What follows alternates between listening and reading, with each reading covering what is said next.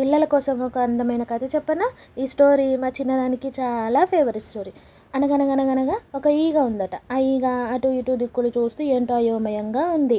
అది చూసిన ఒక బర్డ్ వచ్చి, ఏంటి అలా ఉన్నావు అని అడిగింది. అప్పుడు ఆ ఈగ, నా పేరు మర్చిపోయానే, ఇప్పుడు ఎలాగో తెలియట్లేదు అందంట.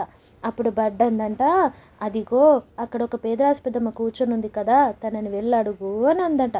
సరే అని గబగబా పేదరాశి పెద్దమ్మ దగ్గరికి వెళ్ళి, పేదరాశి పెద్దమ్మ, పేదరాశి పెద్దమ్మ, నీకు నా పేరేంటో తెలుసా అని అడిగిందట. అర్రే నాకు తెలీదే, నాకు అసలే మతిమరుపు, ఒక పంచి, మా అబ్బాయి అడవిలో కట్టెలు కొట్టుకుంటూ ఉంటాడు, తనని వెళ్ళి అడుగు అందంట. సరే అని ఇక ఫాస్ట్గా వెళ్ళి, పేదరాశి పెద్దమ్మ, పెద్దమ్మ కొడుక, నీకు నా పేరేంటో తెలుసా అని అడిగిందట. అర్రే నాకు తెలీదు, ఒక పంచి, నా చేతిలో ఉన్న గొడ్డలను అడుగు అన్నాడంట.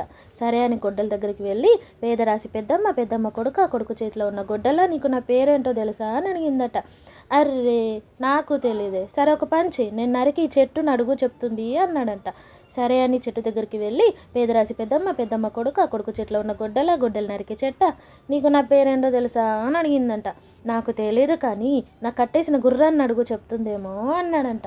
సరే అని గుర్రం దగ్గరికి వెళ్ళి, పేదరాశి పెద్దమ్మ, పెద్దమ్మ కొడుక, కొడుకు చేతిలో ఉన్న గొడ్డలు నరికి చెట్ట, చెట్టుకు కట్టేసిన గుర్రమా, నీకు నా పేరేంటో తెలుసా అని అడిగిందంట. నాకు తెలియదు కానీ నా పిల్లలకు నీ పేరు ఖచ్చితంగా తెలిసే ఉంటుంది, ఎందుకంటే ఎప్పుడు నీ గురించి చెప్తూ ఉంటారు.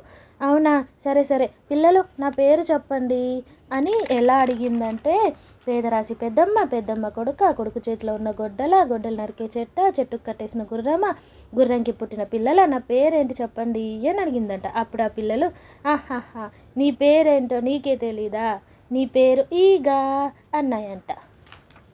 అది.